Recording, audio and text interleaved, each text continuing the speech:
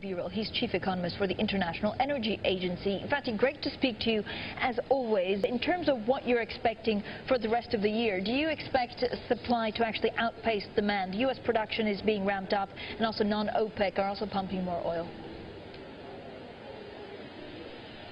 In terms of the demand and supply, I don't expect major surprises this year, but what bothers me is the current level of oil prices, about $118 today, and this has a major impact on the global economic recovery efforts, but especially for Europe, the weakest chain of the global economy.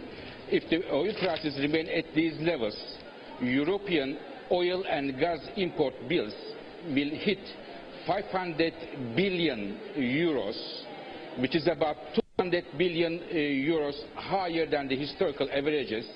And this additional 200 billion euros means more or less 1/3 of the European stability funds. So a major problem for Europe if the prices remain at these levels. Fatih, do you expect the prices to remain at these levels? I cannot make you a forecast by law, but what I can tell you is I hope the prices will be lower. This will be good news for the consumers, but also for the producers.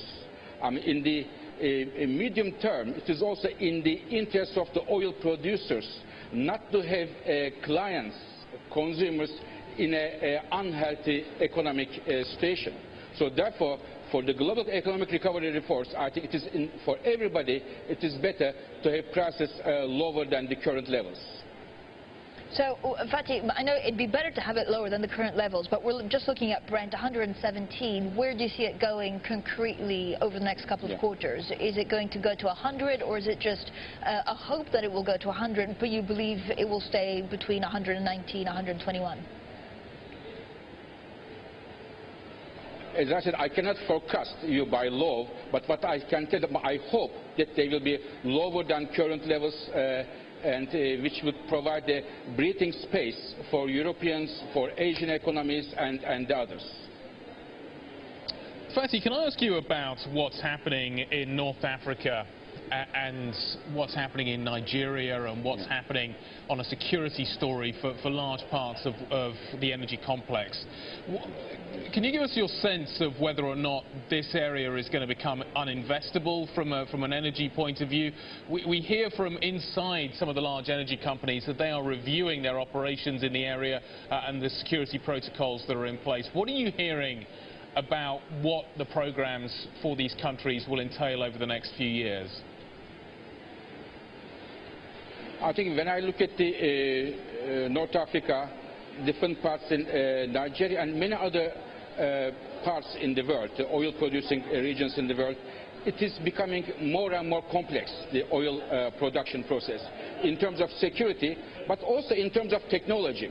So this would mean that we will see more and more delays in the delivering of the production.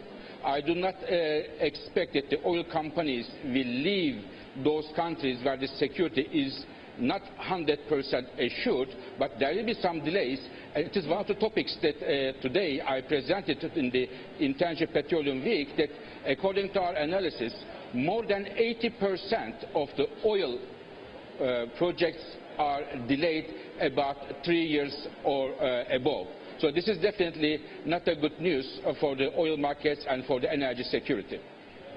And Fatih, how much of a threat are current price levels to the world economy, and has there been any discussion about releasing stockpiles, emergency stockpiles, and if there haven't been discussions, should we be discussing it? I think the prices are very high, and it is not only acknowledged by the consumers but also by many respected producing countries as well. Saudi Arabia, one of the central bankers of the oil industry, if I may say so, mentioned several times the very high prices are not in the interest of oil producers as well. So I would therefore hope to see prices to come down, and it is again in the interest of the global economy to see lower prices. Okay. Fatih, thank you so much for that. Fatih Birol there, Chief Economist at the International Energy Agency.